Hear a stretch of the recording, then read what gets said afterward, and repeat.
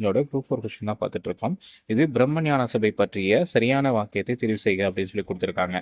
Madam பிளாவஸ்கி மற்றும் ஹெச்.எஸ். Olcott ஆகியோரால் பிரம்மஞான சபை நியூயார்க்கில் தோற்றுவிக்கப்பட்டது. 1888 அன்னி பெசன்ட் அம்மையார் இதில் இணைந்தார்.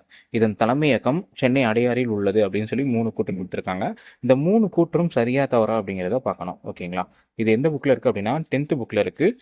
19ஆம் நூற்றாண்டின் சமூக சமய சீர்திருத்தம் அப்படிங்கிற டாப்பிக்கில் இருக்கும். பிளாவஸ்கி மற்றும் ஹெச்.எஸ். ஆல்காட் ஆகியோரால் பிரம்மஞான சபை 1875 அமெரிக்காவில் நிறுவப்பட்டது. இது அமைப்பானது 1886 இந்தியாவின் சென்னை அடையாறுக்கு மாற்றப்பட்டது அப்படின்னு சொல்லி கொடுத்துருப்பாங்க.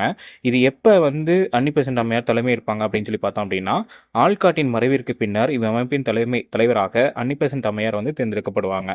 அப்போ இதுக்கான கூற்று மட்டும் காரணம் எது சரி அப்படிங்கிறத பார்த்துடலாம். பிளாவஸ்கி மற்றும் ஹெச்.எஸ். ஆல்காட் ஆகியோர் தான் பிரம்மஞான சபையை நியூயார்க்கில் ஸ்டார்ட் பண்ணியிருப்பாங்க 1875. சரிங்களா?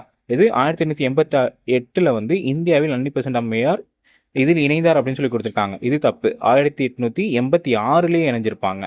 அப்போ இது தவறு. தலைமையகம் சென்னை அடையாறில் உள்ளது அப்படின்னு சொல்லி கொடுத்துருப்பாங்க. இது அன்னி பெசன்ட் அம்மையார் வந்ததுக்கப்புறம் தான் இந்த தலைமையிடம் மாற்றப்பட்டிருக்கும். அப்போ இது சரி. 1 மற்றும் 3 சரி. Answer C.